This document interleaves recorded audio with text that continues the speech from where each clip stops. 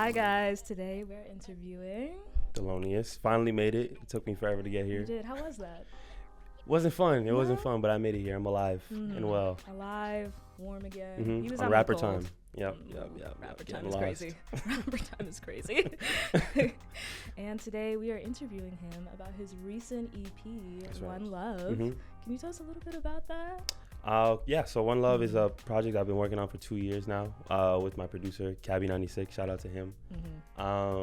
Recently came out. It's all about my family and the phenomenon of chasing a dream, but as a side effect of chasing a dream to make money to feed your family, you lose so much time with them in the present. And it's just about my own journey, like battling that and finding my way here. Oh, so an hour does late. that explain all the voice notes? Yeah, the voice notes, most of them are from my actual mom. From like a storytelling perspective, it's like, you know, people are sending me voicemails and I'm not answering, so it kind of adds to the distance factor, but it also kind of led the story along a little bit. And how'd you like get them to record those voicemails? I told everyone what to say to some regard, and then a lot of people just said whatever they wanted to say. Really? No script, no nothing? Yeah. My mom did a really good job. My favorite was What's With Andy. Shout out to him. That one was really funny. But I just kind of roughly told people what they had to say from like to just lead the story along. And then a lot of people just winged it and figured it out. Oh, I love that. Your friends are funny. Yes, they are. So, One Love is your first EP since the Albion Road demos. What has changed since then over the years? It took a long time to get to the second EP for like a lot of reasons. For one, I kind of made me and Cabbie like locked in on that first one, and the amount of time it took us to get there, it was like we released that and we had no idea what we wanted to do next. At least I didn't. Okay. So there was like a period of like trying to figure out what I wanted to say for another project, which was one. Two, there were a lot of like business end things that I was trying to figure out, because when I made that first one, I can't say I fully knew what I was doing from a business perspective. And with how well that one did, I kind of just had to figure it out. So I took some time to do that. There were some other ideas that we were trying to do that just didn't pan out.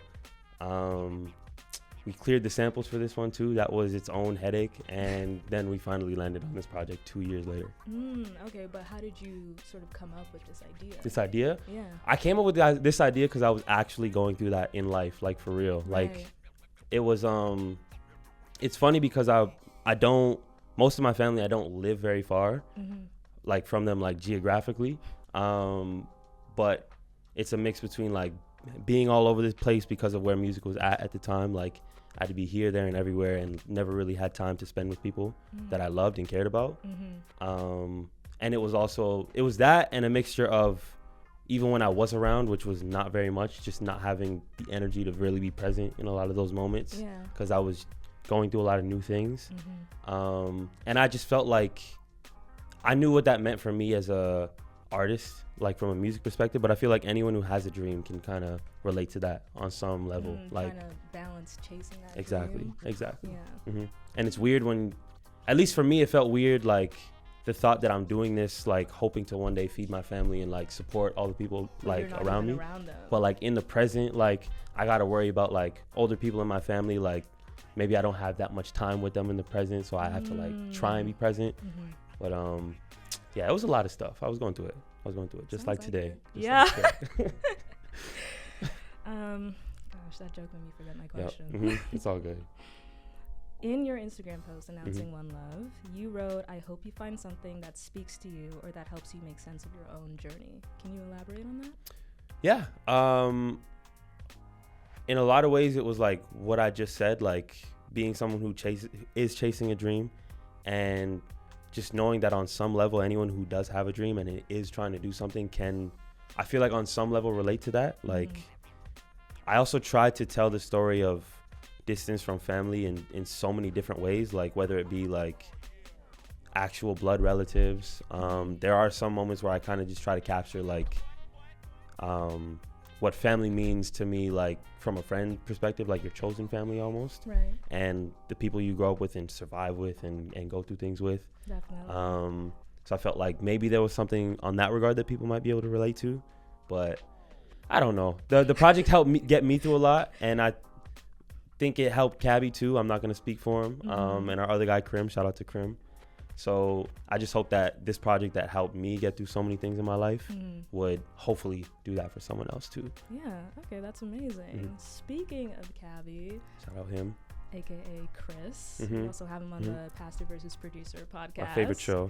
You've worked with him for quite some time. Like, he was on the Albion Road demos. Like, He was the only producer on that, and he was the only producer on this one too. So what made you want to start working with a producer so early on in your career? Yeah, because a lot of artists start like independent. Absolutely. I actually met Cabbie maybe 4 or 5 years ago. Okay. So we went to the same high school, but like a whole generation apart. Like, I went in when he left, but I went to school with his cousin Jeremy. Okay. And like, after I left high school and I started like doing the rap thing publicly, Jeremy just randomly texted me. He's like, yo, my cousin's a producer. He's really good. I think you guys will work well together. And I'm like, all right, like, I guess, like, let me see what he's got. Cabbie kind of had the same reaction. But then we heard each other's stuff, and we both liked what we heard. We made this song called Thank You in 2020 that like was my first song to like really actually do some kind of numbers in like Germany of all places. Yeah. It was cool. Okay. I don't know anyone from Germany, but it was cool. They love you. Yeah, they did. Hopefully they still do. Shout out to Germany. And then I made an album or a mixtape in 2021 that I made it with a whole different producer, and then I had to remake it. Why do you have to remake it? Just stuff happened, you know. Yeah, shout out to that guy. You know, I hope he's good somewhere. But do you? Yeah, I do. Okay. I do. So I hit up a couple of producers to try and remake or recapture what I was trying to do, and Cabbie was one of them. And I think he ended up on like 2 or 3 songs on that project. Okay. And then after that, we just decided to like get together and make an EP, and the rest is history. So you guys kind of hit it off there. Yeah. And I know Cabbie's also spoken about, sorry Cabbie, I do watch your Instagram stories. He's also spoken about like the importance of needing a producer, especially just as an artist that, you know, keeps putting out music over and over and over again. How do you feel about that? Do you think artists need producers like from the beginning of their careers? I don't think I need Cabbie. I think, you know, I'm pretty great without him, and he's just kind of like there, you know. Yeah, I'm just playing. No, I don't know. Honestly, Cabbie, we don't need you. Honestly, why are you even here? You know what I'm saying? No. Honestly, I do think there's some truth to that, and I can say that as someone who did it for a little bit on my own for a while, and went through my own challenges through doing that. And then I think I don't think it's that we need producers. I think we need producers who are, one, like very, very serious. And 2, like understand what the artist is trying to do and kind of align on a lot of those like real values and virtues.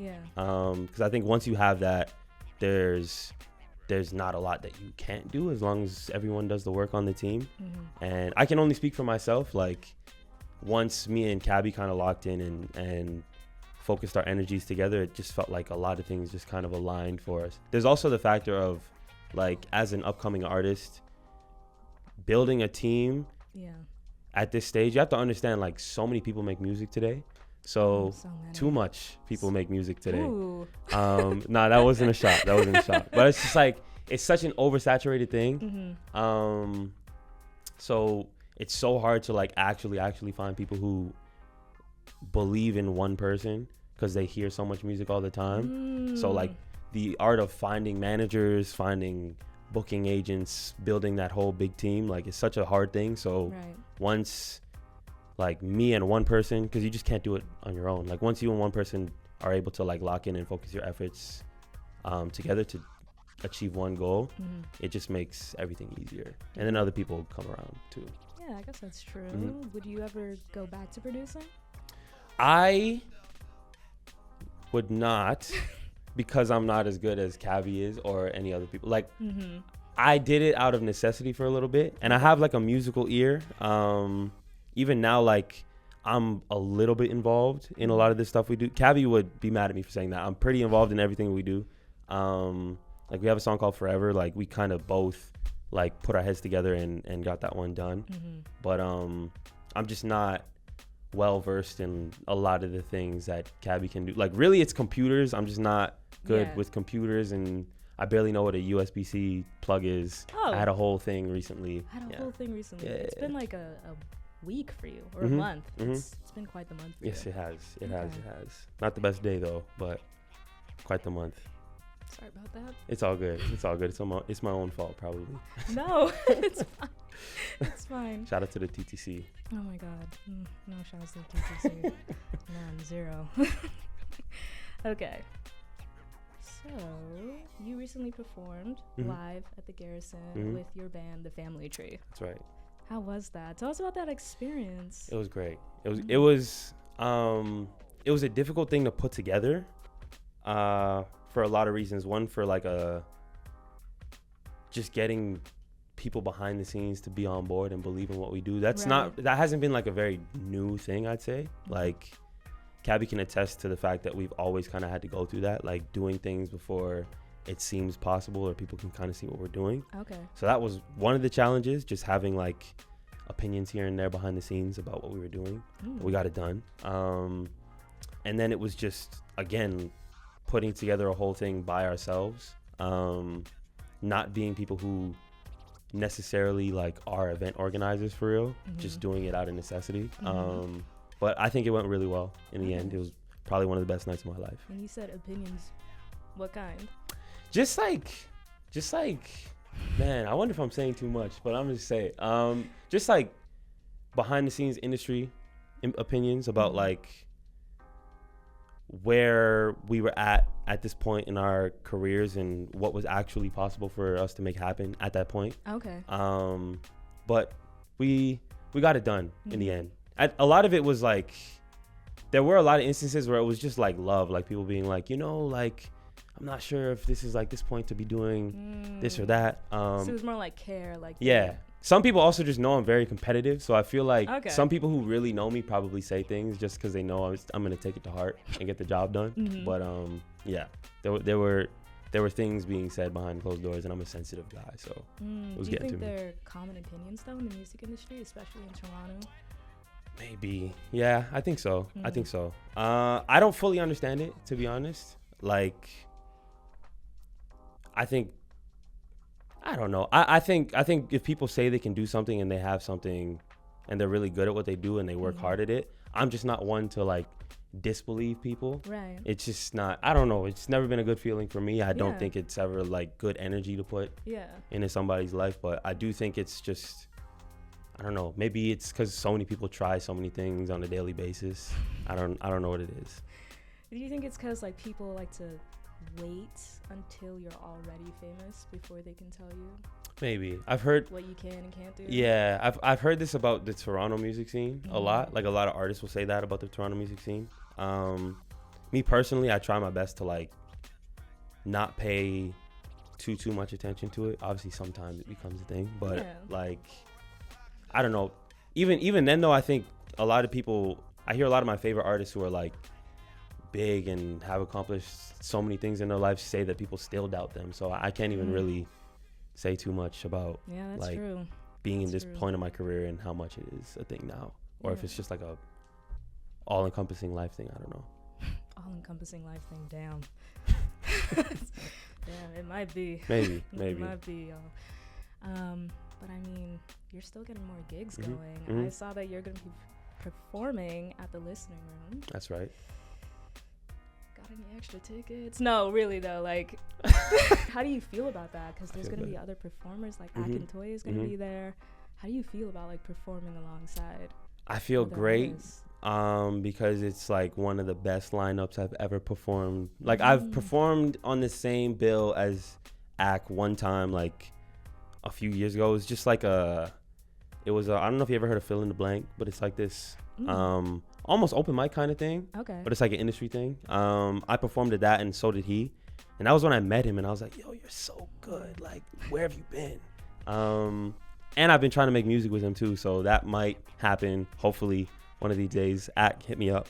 But at this point, we're like begging online. Yeah. Please, work. Make a song with me. No, guys, respond to my DMs. He's there. Tamir is also a great rapper, and John Kabongo, and the bands are always great. I mean, if you haven't seen a show, you're gonna see one now this week, and you'll see the shows are always good. There's a reason they sell out so fast.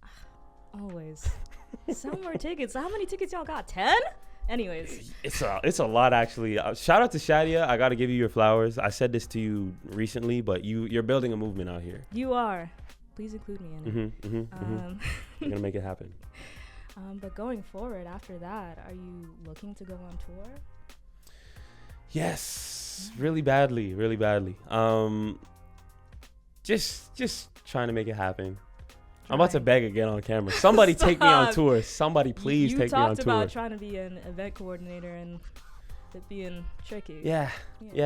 I mean, I'll just do the performing part, and someone else can coordinate the events, and I'll just do. Have you found someone else to do that?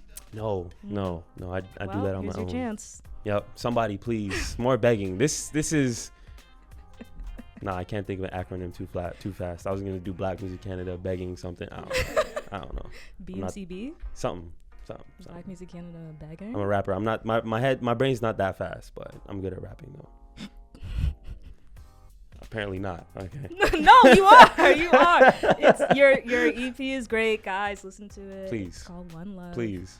Very good. Very great, guys. This has been an interview with Thelonious. Shout out to Black Music Canada for having me. Shout out everybody watching, and shout out to Davey Studios and y'all for coming through on the show coming up. I would say y'all should come through, but tickets are already sold out. So come through to one of the future events. They're there. There's a reason they sell out so fast. If you can. If you all can. 10 tickets haven't sold out. Be quick. Be fast. Be quick. Get your notice on. Damn. Anyways, thank you for coming to this interview. Thank you guys for having me. It's been fun.